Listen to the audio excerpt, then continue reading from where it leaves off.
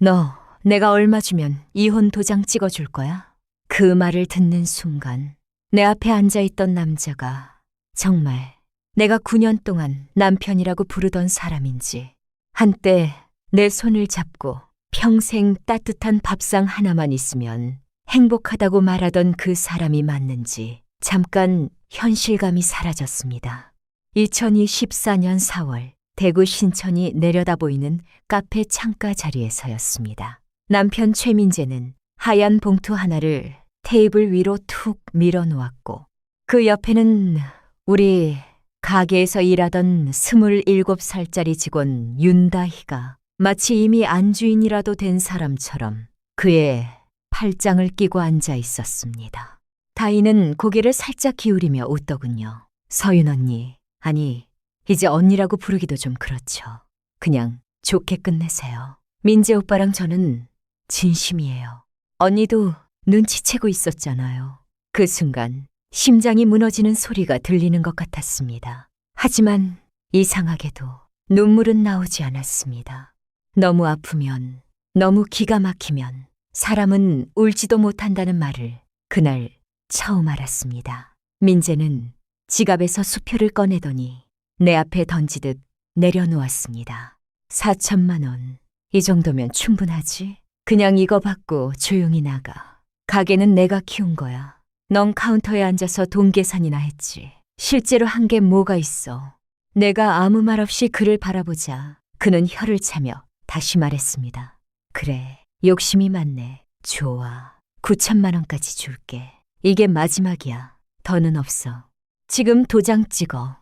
다희는 옆에서 그의 어깨에 머리를 기대며 속삭였습니다. 자기야, 그냥 주워버려. 우리 빨리 새 출발해야지. 저분도 이제 좀 알아서 빠져줘야 하는 거 아니야? 저는 그때 천천히 가방을 열었습니다. 두 사람은 내가 돈을 세려는 줄 알았겠죠. 하지만 내가 꺼낸 것은 도장이었습니다. 저는 떨리지 않는 손으로 이혼 서류 위에 도장을 찍었습니다. 쾅! 그 짧은 소리가 카페 안의 모든 소음보다 선명하게 들렸습니다. 민재와 다희의 눈이 커졌습니다. 아마 제가 울고불고 매달릴 줄 알았을 겁니다. 왜냐하면 저는 늘 그런 여자였으니까요. 참고, 믿고, 기다리고, 상처를 받아도 다시 밥을 차려주던 여자. 그런데 그날의 저는 달랐습니다. 저는 자리에서 일어나 두 사람을 내려다보며 말했습니다. 좋아. 내일부터 두 사람끼리 그 잘난 가게 한번 운영해봐. 대신 내일 아침에 나한테 전화해서 살려달라고 하지 마. 민재는 코웃음을 쳤습니다. 끝까지 허세는 내 가게에 네가 뭘 할 수 있는데.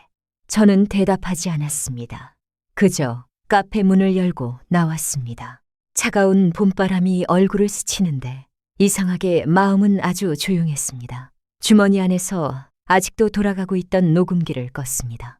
그리고 곧장 변호사에게 문자를 보냈습니다. 증거 확보했습니다. 내일 진행해 주세요. 그 뒤 어머니에게 전화를 걸었습니다. 엄마, 나 도장 찍었어. 이제 시작이야. 전화기 너머에서 어머니의 낮고 단단한 목소리가 들려왔습니다. 그래, 우리 딸 고생했다. 이제 엄마가 네 뒤에 설 차례다. 여러분, 혹시 지금 제 이야기를 처음 듣고 계신다면 좋아요 한 번만 눌러주세요. 이 이야기는 단순한 불륜 이야기가 아닙니다. 남편에게 배신당한 한 여자가 어떻게 무너지는 대신 자신의 인생을 되찾았는지, 그리고 남편이 그토록 자신만만해하던 성공이 사실 누구의 피와 눈물 위에 세워진 것이었는지에 관한 이야기입니다. 그럼 이제 그 남자가 왜 다음 날 아침 단 몇 분 만에 빈털터리가 되었는지 처음부터 말씀드리겠습니다. 제 이름은 한서윤입니다. 저는 대구 서문시장 근처 낡은 골목에서 자랐습니다. 아버지는 제가 14살이 되던 1999년에 공사장에서 사고로 돌아가셨습니다. 남겨진 것은 빛과 오래된 2층짜리 집 한 채뿐이었습니다. 그 집은 92제곱미터 남짓한 낡은 건물이었고 비가 오면 천장에서 물이 새고 겨울이면 문틈으로 찬바람이 들어왔습니다. 하지만 어머니 백영숙 여사에게 그 집은 단순한 건물이 아니었습니다. 아버지가 남긴 마지막 흔적이었고 딸에게 언젠가 지붕 하나라도 물려주고 싶어 악착같이 지켜낸 전부였습니다. 어머니는 새벽 4시면 시장에 나가 김치를 팔고 낮에는 반찬 가게 일을 돕고 밤에는 남의 집 김장 일을 받아 했습니다. 손가락 마디는 늘 부어 있었고 손등은 겨울마다 갈라져 피가 났습니다. 저는 그런 어머니를 보며 자랐지만 어린 마음에는 늘 외로움이 더 크게 남았습니다. 학교가 끝나고 집에 돌아오면 어두운 방 안에 아무도 없었습니다. 밥솥에 남은 찬밥을 꺼내 김치 한 조각에 대충 먹거나 라면을 끓여 혼자 식탁에 앉았습니다. 그때마다 저는 다짐했습니다. 나중에 어른이 되면 돈이 많지 않아도 좋으니 집에 돌아왔을 때 누군가 왔어? 하고 물어봐주는 집에서 살겠다고. 따뜻한 국 하나 놓고 마주 앉아 하루 이야기를 나눌 수 있는 그런 평범한 가족을 만들겠다고 어머니는 늘 제게 말했습니다. 서윤아, 남자는 말만 보고 믿는 거 아니다. 사람이 힘들 때 어떻게 버티는지, 돈이 생겼을 때 어떻게 변하는지를 봐야 한다. 하지만 저는 그 말을 제대로 이해하지 못했습니다. 저는 돈보다 다정한 말이 고팠고 조건보다 따뜻한 눈빛이 간절했습니다. 그래서 2014년 지인의 소개로 최민재를 만났을 때 저는 너무 쉽게 마음을 열었습니다. 그때 민재는 작은 회사에 다니는 평범한 사무직 직원이었습니다. 가진 것도 많지 않았고 특별히 대단해 보이지도 않았습니다. 그런데 그는 제가 평생 듣고 싶어 했던 말을 너무 잘했습니다. 첫 만남에서 그는 이렇게 말했습니다. 저는 큰 욕심 없어요. 퇴근하고 집에 가면 아내가 있고 같이 저녁 먹고 주말엔 시장 가서 장 보고 나중에 아이 생기면 공원에 데려가고 저는 그런 삶이면 충분합니다. 그 말을 듣는 순간 저는 가슴 한쪽이 무너지는 것 같았습니다. 내가 찾던 사람이 바로 이 사람인가 보다. 나와 같은 꿈을 꾸는 사람을 드디어 만났구나. 지금 생각하면 참 어리석었습니다. 그는 제 결핍을 정확히 읽고 있었습니다. 어쩌면 처음부터 알고 있었는지도 모릅니다. 내가 어떤 말을 듣고 싶어 하는지, 어떤 표정에 약한지, 어떤 약속에 마음을 주는지. 어머니는 처음부터 그를 마음에 들어하지 않았습니다. 사진을 한참 보시더니 말씀하셨죠. 눈이 흐리다. 말은 번지르르한데 속이 단단해 보이지 않는다. 서윤아, 엄마는 저 사람 별로다. 저는 처음으로 어머니에게 대들었습니다. 엄마는 왜 늘 돈, 능력만 봐. 나는 그냥 나 사랑해주는 사람이면 돼. 나도 이제 따뜻한 집에서 살고 싶어. 결국 어머니는 긴 한숨 끝에 허락하셨습니다. 네가 그렇게 원한다면 해라. 대신 결혼은 말로 하는 게 아니다. 그걸 잊지 마라. 저는 그 경고를 가볍게 넘겼고 2015년에 민재와 결혼했습니다. 처음 몇 달은 정말 행복하다고 믿었습니다. 작은 전셋집이었지만 퇴근 후 그가 끓여준 된장국 한 그릇이 세상에서 가장 따뜻한 음식처럼 느껴졌습니다. 그런데 결혼은 곧 현실이었습니다. 시어머니 이목자는 처음부터 저를 못마땅해 했습니다. 아버지가 없다는 이유로, 친정이 시장 근처 낡은 집이라는 이유로 저를 볼 때마다 은근히 깎아내렸습니다. 애비 없이 큰애들은 뭔가 모르게 기가 세다더라. 우리 민재가 착해서 받아준 줄 알아라. 저는 참았습니다. 민재가 제 편이 되어줄 거라고 믿었기 때문입니다. 하지만 3년이 지나도 아이가 생기지 않자 시어머니의 말은 더 독해졌습니다. 병원 검사 결과 원인은 제게 있지 않았습니다. 의사는 조심스럽게 말했습니다. 남편 분 쪽 수치가 많이 낮습니다. 자연 임신은 어려울 수 있습니다. 저는 충격을 받았지만 민재가 더 무너질까봐 오히려 그를 위로했습니다. 그런데 병원 복도를 나오자마자 민재가 제 손목을 붙잡고 말했습니다. 서윤아, 이거 엄마한테 말하지 마. 엄마 알면 쓰러져. 그냥 네 몸이 약해서 그렇다고 하자. 어차피 네가 조금만 참으면 되잖아. 저는 그 말을 듣고도 고개를 끄덕였습니다. 사랑하면 지켜줘야 한다고 생각했습니다. 남편의 자존심을 지켜주는 게 아내의 역할이라고 믿었습니다. 그렇게 저는 제 무덤을 제 손으로 봤습니다. 그날 이후 시어머니는 명절마다 제사 때마다 친척들 앞에서 저를 조롱했습니다.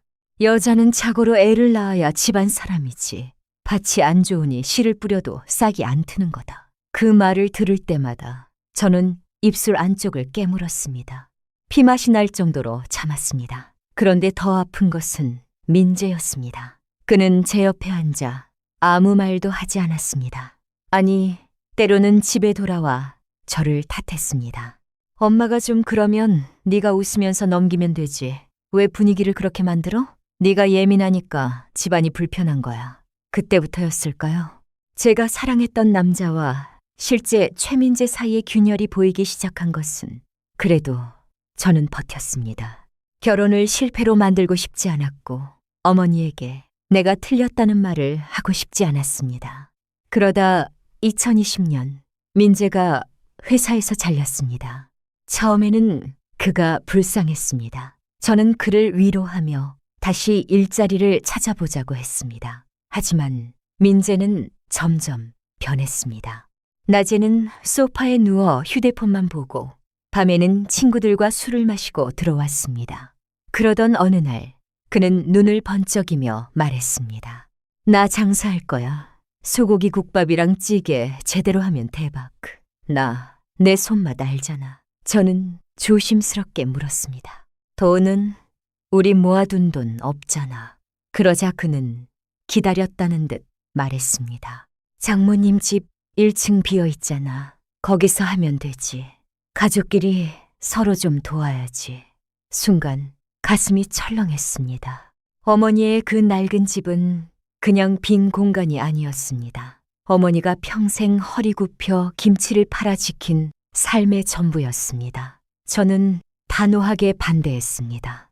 하지만 민재는 매일 저를 설득하고 화내고 삐치고 결국 울먹이기까지 했습니다. 나도 한 번만 기회를 달라는 거야. 내가 성공하면 장모님한테 제일 먼저 갚을게. 당신도 더 이상 고생 안 시킬게. 결국 어머니는 제 얼굴을 보고 허락하셨습니다. 그래, 해봐라. 내 딸이 네가 잘 되길 바란다니 나도 믿어보마. 어머니는 1층을 보증금 없이 내주셨고 월세도 반만 받겠다고 하셨습니다.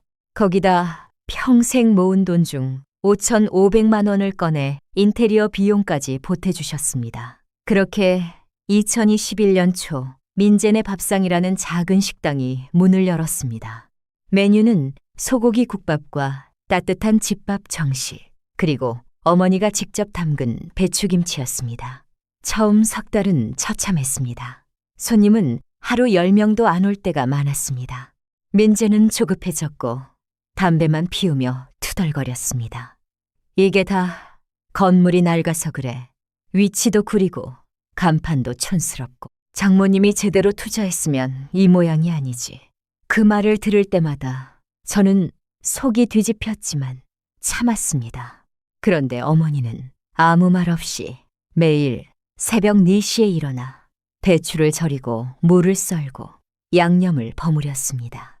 손목에 파스를 붙이고도 우리 사위 성공해야 네가 산다며 웃으셨습니다. 그리고 기적은 생각지도 못한 곳에서 시작됐습니다. 어느 날 단골 손님 하나가 말했습니다. 여기 국밥도 괜찮은데 김치가 진짜네. 이 김치 때문에 다시 온다니까. 그 말이 입소문을 탔습니다. 사람들은 국밥보다 김치를 먼저 찾기 시작했습니다. 사장님, 김치 좀 더 주세요. 이거 따로 안 팔아요. 엄마가 담근 맛이 나네. 반년이 지나자 점심시간마다 가게 앞에는 80m 가까이 줄이 생겼습니다. 하루 매출이 720만 원을 넘는 날도 있었습니다. 저는 너무 기뻤습니다. 이제 정말 우리 가족이 살 길이 열렸다고 생각했습니다. 하지만 돈은 사람을 바꾸는 게 아니라 원래 숨어있던 얼굴을 드러나게 한다는 걸 그때는 몰랐습니다. 민재는 어느 순간부터 자신이 대단한 사업가라도 된 것처럼 굴었습니다. 명품 시계, 비싼 재킷, 새 차, 골프 약속, 빚부터 갚자고 하면 그는 짜증을 냈습니다. 이 정도 벌면 품위 유지도 해야지. 그리고 장모님 돈은 가족 돈이나 마찬가지잖아. 나중에 한 번에 갚으면 돼. 그는 어머니에게 줄 월세도 미루기 시작했습니다. 한 달, 두 달, 그렇게 9개월이 밀렸습니다. 총 3,150만 원이었습니다. 하지만 어머니는 제 마음 상할까봐 아무 말도 하지 않으셨습니다. 민재는 점점 더 뻔뻔해졌습니다. 어느 날은 제게 이렇게 말했습니다. 장모님이 자꾸 주방 들락거리면 가게 이미지 떨어져. 그냥 김치만 담가서 보내라고 해. 그 순간 저는 처음으로 소리쳤습니다. 당신 지금 무슨 말 하는 거야? 이 가게 손님들이 누구 김치 먹으러 오는지 몰라? 그는 코웃음을 쳤습니다. 김치가 맛있어 봤자 반찬이지. 메인은 내 국밥이야. 손님은 내 맛 때문에 오는 거라고. 그때부터 저는 그가 얼마나 위험한 착각 속에 살고 있는지 알기 시작했습니다. 그리고 그 착각에 기름을 부은 사람이 바로 윤다희였습니다. 가게가 바빠져 직원을 뽑아야 했을 때 저는 경험 많은 아주머니를 원했습니다. 하지만 민재는 젊은 직원이 있어야 가게 분위기가 산다며 고집을 부렸습니다. 그렇게 들어온 사람이 27살 윤다희였습니다. 첫 면접날, 그녀는 짧은 치마에 하얀 블라우스를 입고 들어와 민재에게 활짝 웃었습니다. 사장님, 사진보다 훨씬 젊으시네요. 오빠라고 불러도 될 것 같은데요? 민재는 그 한마디에 정신을 못 차렸습니다. 하하, 편하게 불러요. 우리 가게는 분위기 좋게 가는 게 중요하니까. 다희는 일을 잘하지 못했습니다. 주문을 틀리고 그릇을 깨고 손님이 불러도 휴대폰만 봤습니다. 하지만 민재는 그녀가 뭘 해도 웃으며 넘어갔습니다. 제가 한 번이라도 지적하면 그는 즉시 튀어나와 다희 편을 들었습니다. 결정적인 날은 어느 바쁜 점심 뒤였습니다.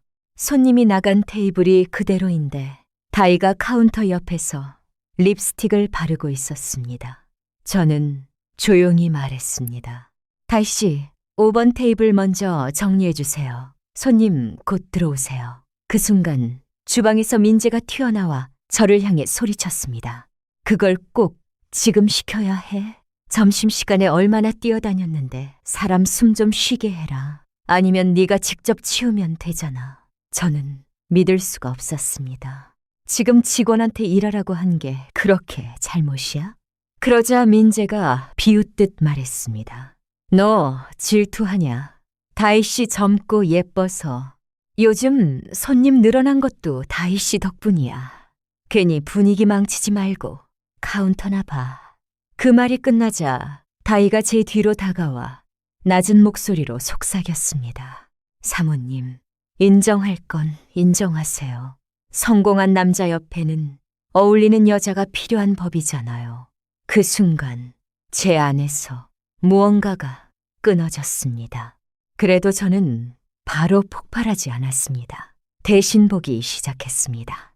민재가 언제 나가는지, 다희가 언제 퇴근하는지, 두 사람이 어떤 눈빛을 주고받는지, 그리고 얼마 지나지 않아 답은 나왔습니다. 어느 날 밤 민재가 친구를 만나고 오겠다며 먼저 나갔습니다. 5분 뒤에 다희도 가방을 챙기며 일찍 가보겠다고 했습니다. 저는 뒷정리를 직원에게 맡기고 조용히 따라 나갔습니다. 서문시장 뒤에 좁은 골목, 가로등이 반쯤 꺼진 곳에 민재의 새 차가 서 있었습니다. 다희는 주변을 살피더니 차로 달려가 조수석 문을 열며 외쳤습니다. 자기야, 많이 기다렸어. 보고 싶어 죽는 줄 알았잖아. 그 목소리를 듣는 순간 온몸에 피가 식는 것 같았습니다. 민재는 웃으며 그녀를 차 안으로 끌어당겼고 차는 곧 어둠 속으로 사라졌습니다. 저는 그 자리에서 한참을 서 있었습니다. 분노보다 먼저 찾아온 것은 이상한 침묵이었습니다. 아, 끝났구나. 내가 지키려고 했던 결혼은 이미 오래전에 끝났구나. 그날 밤 민재는 새벽 2시가 넘어 술에 취해 돌아왔습니다. 저는 그가 잠든 뒤 휴대폰을 열었습니다. 비밀번호는 예전 그대로였습니다. 카카오톡 맨 위에는 다희의 프로필이 있었습니다. 대화를 읽는 동안 손끝이 차가워졌습니다. 오빠, 언제 그 여자 내보낼 거야? 나 이제 직원 말고 사모님 소리 듣고 싶어. 조금만 기다려. 가게 명의만 정리하면 돼. 어차피 그 여자는 이름만 빌려준 거야. 근데 언니, 좀 불쌍하지 않아? 불쌍하긴. 애도 못 낳는 여자가 가게에서 주인 행세하는 거 볼 때마다 역겨워. 그 문장을 보는 순간 숨이 떴었습니다. 내가 누구 때문에 그 모욕을 참고 살았는데, 누구 때문에 병원 검사 결과를 숨겼는데, 누구 때문에 시어머니 앞에서 죄인처럼 고개를 숙였는데, 저는 울지 않았습니다. 대신 휴대폰을 들고 모든 내용을 찍었습니다. 제 휴대폰으로 전송하고 화면 녹화까지 했습니다. 다음 날 아침, 저는 아무렇지 않은 얼굴로 콩나물국을 끓였습니다. 민재가 식탁에 앉아 머리를 감싸며 말했습니다. 아, 속 쓰려. 저는 웃으며 그릇을 밀어주었습니다. 많이 먹어. 아마 당신이 내 손으로 차려주는 마지막 아침일 테니까. 물론 그 말은 속으로만 했습니다. 그날부터 저는 연기를 시작했습니다. 다희가 민재에게 웃어도 모른 척했고, 민재가 늦게 들어와도 따지지 않았습니다. 오히려 더 부드럽게 대했습니다. 그래야 그들이 더 방심하고 더 많은 증거를 남길 테니까요. 뒤로는 변호사 강지훈을 찾아갔습니다. 그는 제 자료를 하나하나 확인하더니 말했습니다. 증거는 충분합니다. 하지만 더 강하게 가려면 남편분이 스스로 가게를 차지하려는 의도를 말하게 해야 합니다. 감정적으로 움직이지 마세요. 지금은 기다리는 게 이기는 겁니다. 저는 고개를 끄덕였습니다. 그리고 그날 밤 어머니에게 모든 사실을 털어놓았습니다. 어머니는 처음엔 손을 부들부들 떨었습니다. 그놈을 내가 당장. 저는 어머니 손을 붙잡았습니다. 엄마, 이번엔 소리치지 말자. 울지도 말자. 법대로 정확하게 한 번에 끝내자. 어머니는 제 얼굴을 오래 보더니 이를 악물고 고개를 끄덕였습니다.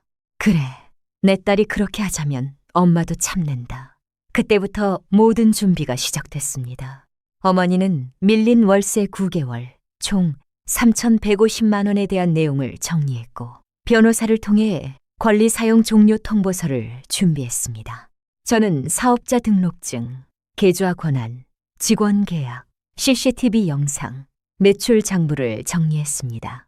가게는 제 명의였습니다. 민재가 신용 문제를 핑계로 처음부터 제 이름으로 사업자 등록을 했기 때문입니다.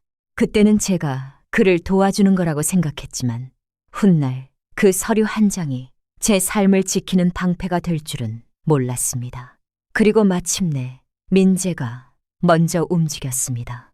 2024년 4월 어느 날 그가 저를 카페로 불렀습니다. 저는 이미 알고 있었습니다. 그가 무엇을 말하려는지. 그래서 주머니에 녹음기를 넣고 나갔습니다. 그리고 처음 말씀드린 것처럼 그는 다희를 옆에 앉혀놓고 제게 물었습니다. 얼마면 도장 찍어줄 거냐? 저는 일부러 물었습니다. 가게가 정말 당신 거라고 생각해? 땅도 건물도 엄마 거고 사업자도 내 이름인데. 그는 비웃었습니다. 서류가 뭐가 중요해? 실질적인 사장은 나야. 내가 요리했고 내가 손님 모았어. 넌 그냥 이름만 올린 바지 사장이지. 다이도 끼어들었습니다. 맞아요. 언니는 현실을 좀 보세요. 능력 있는 사람이 가게를 가져야죠. 저는 그 말까지 녹음된 것을 확인한 뒤 도장을 찍었습니다. 그리고 다음 날 아침 모든 것이 뒤집혔습니다. 민재와 다희는 아마 꿈에도 몰랐을 겁니다. 자신들이 사장 부부처럼 등장할 그 가게 문이 쇠사슬로 묶여 있을 줄은. 그날 다희는 머리까지 새로 하고 왔다고 합니다. 카운터에 앉아 첫날부터 사모님 행세를 하려고 했겠죠. 그런데 가게 앞에 도착한 순간 두 사람은 얼어붙었습니다. 셔터는 내려가 있었고 굵은 쇠사슬이 문고리를 감고 있었습니다. 한가운데에는 법무법인 명의의 통지서가 붙어 있었습니다. 임대 사용 종료 통보, 무단 점유 및 시설 훼손 금지, 위반 시 법적 조치. 민재는 곧바로 제게 전화를 걸어 소리쳤습니다. 야, 한서윤, 너 미쳤어. 당장 문 열어. 내 가게에 무슨 짓이야. 저는 바로 뒤 골목에서 전화를 받으며 걸어 나갔습니다. 제 옆에는 어머니, 변호사, 그리고 혹시 모를 난동에 대비해 부른 경찰관 두 분이 함께 있었습니다. 저는 전화를 끊고 말했습니다. 내 가게, 어제 당신 입으로 우리는 남이라고 했잖아. 남이면 이제 법대로 해야지. 민재의 얼굴이 순식간에 굳었습니다. 어머니가 앞으로 나서서 서류를 던지듯 내밀었습니다. 최민재, 너 9개월 동안 월세 한 푼 제대로 냈니? 내가 내 딸 생각해서 참아준 거지. 네가 잘나서 봐준 줄 알았어. 오늘부로 이 공간 사용 끝이다. 당장 손 떼. 민재는 말을 더듬었습니다. 그건 가족끼리 좀 미룬 거지. 지금 줄게요. 돈 주면 되잖아요. 제가 휴대폰 화면을 보여주었습니다. 늦었어. 사업자 등록은 오늘 아침 폐업 처리했어. 직원들 급여도 정산했고 거래처에도 통보 끝났어. 그리고 계좌는 대표자인 내가 정리했어. 민재의 눈이 흔들렸습니다. 뭐? 네가 뭔데? 그 돈은 내 돈이야. 저는 조용히 말했습니다. 당신 돈 아니야. 4명의 사업장에서 발생한 운영 자금이야. 당신은 주방에서 일하던 남편이었고 이제는 남편도 아니지. 다이가 민재의 팔을 붙잡았습니다. 자기야, 이게 무슨 말이야? 우리 오늘부터 장사하는 거 아니었어? 민재는 이성을 잃고 쇠사슬을 잡아 흔들었습니다. 문 열어. 내가 키운 가게야. 내가 사장이라고. 그 순간 경찰관이 그의 팔을 잡았습니다. 선생님, 문 훼손하시면 재물 손괴와 업무 방해로 처리됩니다. 진정하세요. 그러나 민재는 멈추지 않았고 결국 경찰에게 제압당했습니다. 어제까지만 해도 9천만 원을 던지며 저를 쫓아내려던 남자였습니다. 그런데 그날 아침 그는 문 앞에서 주저앉아 내 돈, 내 가게만 중얼거리는 빈 껍데기가 되어 있었습니다. 저는 마지막으로 그에게 말했습니다. 당신이 그렇게 대단한 손맛을 가졌다면 다른 데 가서 다시 해봐. 다만 이번엔 우리 엄마 집도 내 명의도 우리 엄마 김치도 없을 거야. 그 말에 그의 얼굴에서 마지막 자신감이 사라졌습니다. 하지만 인간은 밑바닥을 보고도 쉽게 변하지 않더군요. 민재는 곧바로 반성하는 대신 복수를 꿈꿨습니다. 그는 시어머니 이목자에게 돈을 빌리고 제2금융권 대출까지 끌어다 쓰고 다이명의 카드론까지 받아서 몇 골목 떨어진 곳에 새 가게를 열었습니다. 이름은 진짜 민재네 밥상이었습니다. 간판 아래에는 아주 뻔뻔한 현수막까지 걸었습니다. 빼앗긴 원조의 귀환, 진짜 사장이 돌아왔습니다. 처음 며칠은 사람들이 궁금해서 들어갔습니다. 하지만 맛은 정직했습니다. 김치는 시큼하고 물러 있었고 국밥은 깊은 맛이 없었습니다. 민재는 손님이 불평하면 얼굴을 구겼고 다희는 카운터에 앉아 휴대폰만 보았습니다. 후기들이 올라오기 시작했습니다. 원조라더니 맛이 왜 이래요? 예전 그 집은 김치가 맛있었는데 여긴 중국산 느낌. 사장 태도 너무 불친절함. 반대로 저는 기존 가게 이름을 전처의 밥상으로 바꾸었습니다. 누군가는 이름이 너무 세지 않냐고 했지만 저는 오히려 좋았습니다. 제 이야기를 숨기고 싶지 않았습니다. 손님들은 간판을 보고 웃으며 들어왔고 맛을 보고 다시 찾아왔습니다. 역시 이 집이 진짜였네. 김치 맛이 그대로야. 사장님, 힘내세요. 저희가 응원합니다. 사람들의 입소문은 빠르게 퍼졌습니다.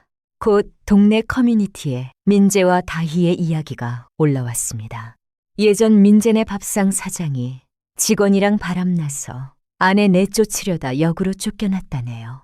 그 맛은 전부 장모님 김치 덕분이었다고 합니다. 불륜남 가게는 안 갑니다. 민재의 새 가게는 5개월도 버티지 못했습니다. 빚은 쌓이고 직원들은 월급을 못 받아 그만뒀고 다희는 점점 본색을 드러냈습니다. 그랜 어느 밤 저는 가게 문을 닫고 돌아가다 우연히 그들의 새 가게 앞을 지나쳤습니다. 안에서 고함이 들렸습니다. 오빠, 대박 난다며. 나 사모님 만들어준다며. 근데 이게 뭐야? 빚쟁이 전화만 오잖아. 민재도 소리쳤습니다. 너도 좀 일해. 손님한테 웃기라도 해야 할 거 아냐. 다희가 비웃었습니다. 내가 설거지하려고 너 만난 줄 알아? 돈도 없으면서 무슨 사랑 타령이야. 그 말을 듣는 순간 저는 조용히 발길을 돌렸습니다. 그들의 지옥은 제가 손대지 않아도 스스로 무너지고 있었습니다. 그리고 얼마 지나지 않아 결정타가 터졌습니다. 민재가 빚쟁이들을 피해 며칠 잠적한 사이 다희가 새벽에 트럭을 불러가게 아내 물건을 싹 실어 날랐습니다. 산업용 냉장고, 진공 포장기, 큰솥, 식자재, 심지어 금고속 현금 580만 원까지. 그녀는 쪽지 하나를 남겼다고 합니다. 나 오빠 돈 보고 만난 거야. 이제 돈도 없는데 왜 같이 있어야 해. 이건 내 퇴직금으로 가져갈게. 연락하지 마. 민재가 돌아왔을 때 가게는 텅 비어 있었습니다. 그는 그 자리에서 주저앉아 짐승처럼 울었다고 합니다. 사랑이라고 부르던 여자는 돈이 사라지자 가장 먼저 도망쳤고 그가 버린 아내는 다시는 돌아보지 않았습니다. 그러나 진짜 추한 장면은 그 뒤에 왔습니다. 비가 많이 내리던 어느 저녁, 제가 가게 마감을 준비하고 있을 때 문이 열렸습니다. 처음엔 노숙자가 들어온 줄 알았습니다. 그런데 자세히 보니 민재와 시어머니였습니다. 민재는 얼굴이 반쪽이 되어 있었고 시어머니 이목자는 예전에 독한 기세를 잃은 채 초라한 모습이었습니다. 두 사람은 제 앞에서 무릎을 꿇었습니다. 시어머니가 먼저 말했습니다. 서윤아, 그래도 네가 조강지처 아니냐. 남자가 살다 보면 한 번쯤 실수할 수도 있지. 우리 민재가 귀신에 홀렸던 거야. 한 번만 받아줘라. 저는 그 여자를 바라보았습니다. 저를 아이 못 낳는 여자라고 모욕하던 사람, 사실을 알지도 못하면서 제 마음을 수없이 찢어놓던 사람. 그런데 이제 와서 가족을 말하고 있었습니다. 민재도 손을 비비며 울었습니다. 여보, 아니 서윤아, 내가 잘못했어. 나 다시 받아주면 설거지도 하고 청소도 하고 뭐든 할게. 제발 나 좀 살려줘. 저는 차갑게 말했습니다. 나는 일할 사람이 필요하면 사람을 뽑아 쓰레기를 다시 집안에 들이지는 않아. 그때 주방 쪽에서 어머니가 걸어 나왔습니다. 손에는 굵은 소금이 담긴 그릇이 들려 있었습니다. 어머니는 두 사람 앞에 소금을 뿌리며 말했습니다. 썩 나가라. 내 딸 인생에서 나가. 내 딸 울린 인간들이 어디라고 다시 기어들어와. 손님들이 모두 숨을 죽였습니다. 그리고 누군가 작게 박수를 쳤고 곧 가게 안에 박수가 퍼졌습니다. 저는 경찰에 신고했습니다. 그날 이후 민재는 다시는 제 앞에 나타나지 못했습니다. 2025년 이혼 소송은 제 승소로 끝났습니다. 민재의 외도와 모욕, 가게를 차지하려던 정황이 인정됐고 다희 역시 상간녀 소송과 절도 문제로 책임을 지게 됐습니다. 민재는 결국 대구를 떠났습니다. 신용은 무너졌고 빚을 갚기 위해 지방공사장을 전전한다는 소문이 들렸습니다. 다희는 훔친 물건을 온라인 중고 사이트에 팔려다 덜미가 잡혔다고 했습니다. 둘은 경찰서에서 서로 네 탓이라고 싸웠다더군요. 한때 사랑이라며 제 앞에서 손을 잡던 사람들이 결국 서로를 물어뜯는 모습. 어쩌면 그것이 그들에게 가장 어울리는 결말이었는지도 모릅니다. 하지만 제 이야기는 그들의 몰락으로 끝나지 않았습니다. 진짜 결말은 그 다음부터였습니다. 전처의 밥상은 더 잘 됐습니다. 손님들은 단순히 제 사연 때문에 온 것이 아니라 어머니의 김치를 먹기 위해 찾아왔습니다. 어느 날 한 손님이 말했습니다. 사장님, 이 김치 온라인으로 팔면 안 돼요? 택배로 받고 싶은데. 그 말이 계기가 되어 저는 어머니와 함께 영숙김치라는 브랜드를 만들었습니다. 처음엔 작은 냉장고 하나로 시작했지만 주문은 순식간에 늘었습니다. 서울, 부산, 광주, 제주에서도 주문이 들어왔습니다. 7개월 만에 저희는 2층을 김치 작업장으로 고쳤고 낡은 집도 조금씩 수리했습니다.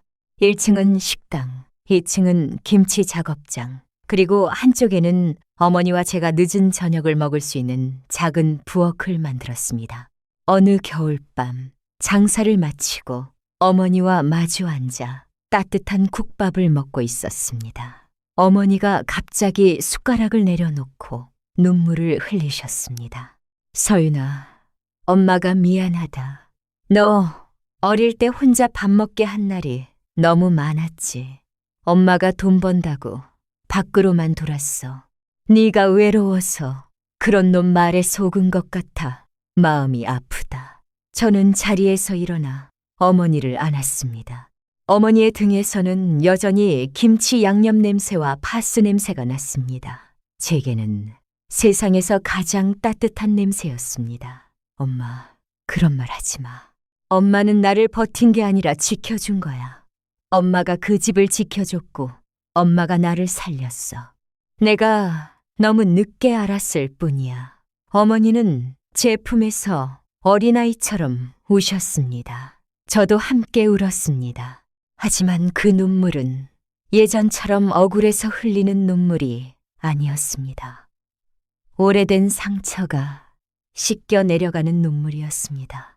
저는 예전엔 행복이란 남편이 있어야 완성되는 것이라고 믿었습니다. 아이가 있어야 가족이고 남들이 보기 좋은 가정이 있어야 비로소 외롭지 않은 줄 알았습니다. 그래서 저를 사랑하지 않는 사람에게 매달렸고 저를 지켜주지 않는 사람을 지키려 애썼고 제 잘못이 아닌 일까지 제 죄처럼 끌어안고 살았습니다. 하지만 이제는 압니다. 가족은 서류에 적힌 관계가 아닙니다. 가족은 내가 무너질 때 내 뒤에 서주는 사람입니다. 사랑은 달콤한 말이 아니라 책임지는 행동입니다. 그리고 행복은 나를 버린 사람을 붙잡는 데 있는 것이 아니라 나를 버리지 않은 사람과 따뜻한 밥 한 끼를 나누는 데 있습니다. 지금 이 이야기를 듣고 계신 분들 중에도 누군가의 말 때문에 자신을 의심하고 누군가의 배신 때문에 자신의 가치를 잃어버렸다고 느끼는 분이 있을지 모릅니다. 하지만 기억하세요. 당신을 함부로 대하는 사람을 잃는 것은 실패가 아닙니다. 오히려 그것은 당신이 다시 당신 자신에게 돌아오는 시작일 수 있습니다. 저는 남편을 잃은 날 가족을 잃었다고 생각했습니다. 하지만 사실 그날 저는 가짜 가족을 버리고 진짜 집으로 돌아온 것이었습니다. 오늘도 어머니는 새벽이면 배추를 절이고 저는 가게 문을 엽니다. 손님들이 들어와 김치를 한 입 먹고 웃을 때마다 저는 마음속으로 조용히 말합니다. 그래, 이제 됐다. 이제 나는 누구의 아내로 버티는 사람이 아니라 내 이름으로 살아가는 사람이다. 그리고 제 앞에는 여전히 따뜻한 밥상이 있습니다. 예전처럼 혼자 앉아 먹는 차가운 밥상이 아니라 나를 끝까지 믿어준 어머니와 마주 앉아 먹는 세상에서 가장 따뜻한 밥상입니다. 끝까지 들어주셔서 감사합니다. 여러분의 삶에도 여러분을 진심으로 지켜주는 사람과 함께하는 따뜻한 한 끼가 늘 함께하길 바랍니다.